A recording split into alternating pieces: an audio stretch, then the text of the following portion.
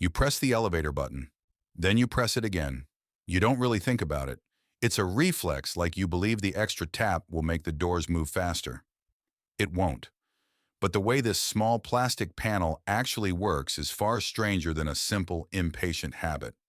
Somewhere behind those buttons is over a century of fear, death, clever engineering, and a quiet psychological trick that most people fall for every single day without noticing.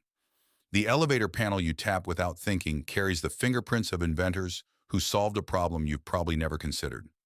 How do you convince an entire city that stepping into a moving metal box, suspended by a cable hundreds of feet in the air, is actually safe? Go back to 1853. New York City, a crowded hall at the Crystal Palace exhibition. A man named Elisha Otis stands on a wooden platform, high above a watching crowd. He has himself hoisted into the air, suspended by a single rope. Then he does something that should kill him. He has an assistant cut the rope with an axe. The crowd gasps. The platform doesn't fall. Hidden inside the frame is a spring-loaded safety brake. The instant tension on the rope disappears, the brake engages, locking the platform onto a ratcheted guide rail.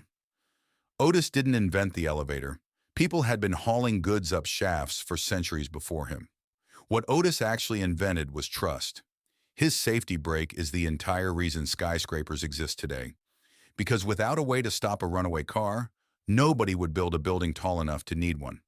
Within a few years, Otis turned that single demonstration into a company, and that company quietly reshaped the skyline of every major city on Earth. Before his brake existed, buildings rarely climbed past 5 or 6 stories, because nobody wanted to walk that many flights of stairs and nobody trusted a rope to carry them up instead. Once people believed the box wouldn't fall, architects stopped designing around human legs. They started designing around the elevator. Every tower you've ever looked up at and felt small beneath exists, in part, because one man let a crowd watch him fall and not die. But here's the part almost nobody talks about. For decades after Otis solved the falling problem, elevators still had a massive design flaw, and it had nothing to do with the mechanism itself. It was the doors. Early elevator shafts were guarded by little more than a manually operated gate, if they were guarded at all. People fell into open shafts constantly. Workers, children, delivery men, distracted for half a second in a hurry. The car itself could be mechanically flawless, and you could still die simply walking toward it, because nothing physically stopped you from stepping into an empty shaft where the car wasn't waiting. The fix came from an inventor named Alexander Miles. In 1887, he patented a mechanism that automatically closed both the shaft door and the elevator car door at the same moment, triggered by the movement of the car itself. A door could no longer be left open by accident. The shaft sealed itself the instant the car pulled away from the floor. Miles, the son of formerly enslaved parents, solved a problem that had been killing people in plain sight for years, and that mechanical linkage is the direct ancestor of the interlocked doors you walk through today without a second thought. Now look at the numbers on the panel itself, because even those aren't as straightforward as they seem. Walk into towers across the world and you'll notice plenty of them quietly skip the 13th floor, jumping straight from 12 to 14 on the button row. The floor still physically exists. Nobody folds space to remove it.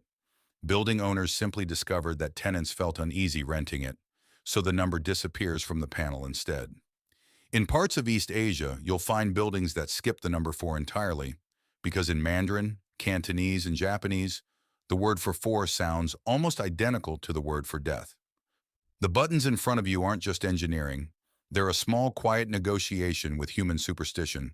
So the brake stops a falling car, the doors close themselves automatically. The unlucky numbers get hidden from view entirely. The elevator, mechanically and statistically, is almost absurdly safe. You're far more likely to be hurt on the stairs right next to it. So why do you keep jabbing that button like your life depends on it? This is where the story stops being about engineering and starts being about your brain. Look closely at the panel the next time you step inside.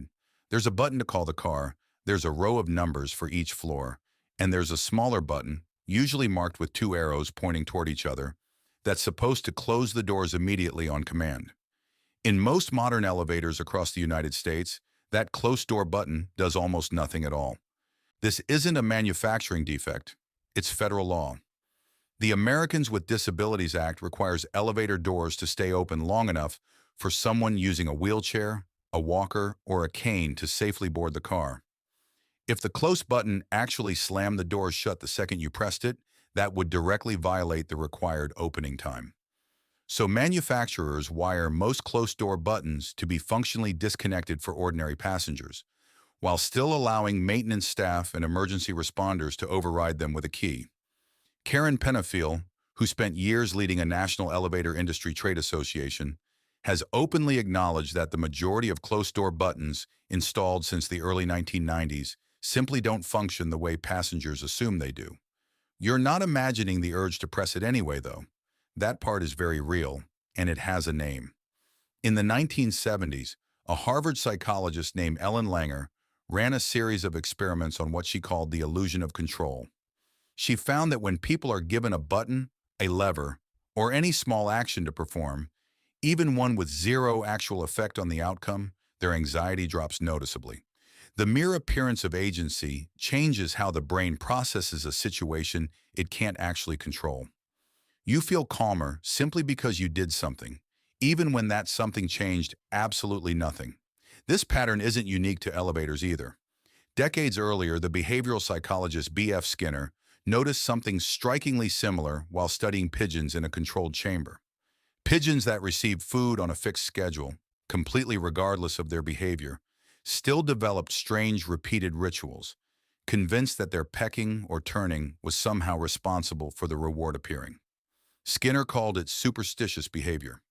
Stand in an elevator and watch a stranger jab the close door button 8 times in a row. You're watching the exact same instinct, just wearing a suit and holding a coffee.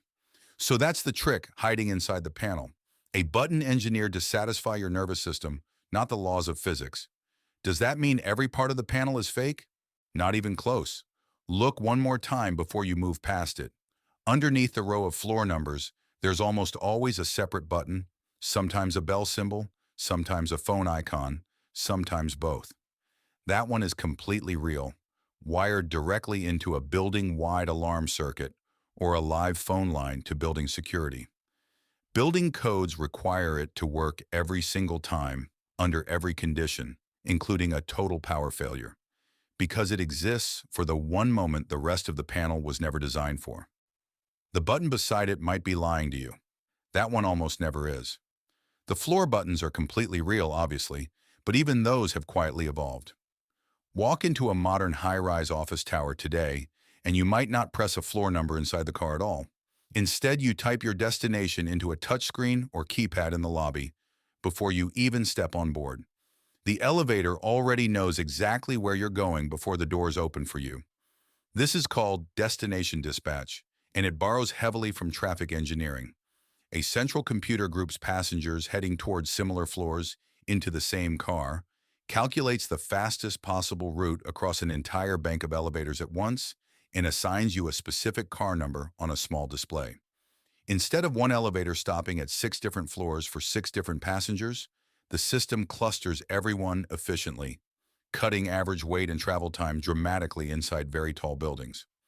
Towers with dozens of floors and thousands of daily passengers depend on systems exactly like this to avoid total gridlock the moment everyone arrives for work at 9 in the morning. The motor pulling that car has changed just as quietly. Older elevators burned electricity constantly, whether they were lifting a full load or coasting back down empty. Many modern systems now use a regenerative drive instead, which behaves almost like an electric car's brakes. When a heavy car descends or a light car gets pulled upward by a heavier counterweight on the other side of the cable, the motor spins in reverse and generates electricity instead of consuming it, feeding power back into the building instead of wasting it as heat. The box you assume was a simple cable and motor is now quietly a small power plant every time it moves. It's a strange kind of progress when you really look at it. The original problem Otis solved was keeping you alive inside the box itself. The problem Miles solved afterward was keeping you from falling into the shaft before you even reached the car. The problem modern engineers are solving now isn't really about danger anymore. It's about psychology, logistics, and the unbearable feeling of standing still while you wait for something to move.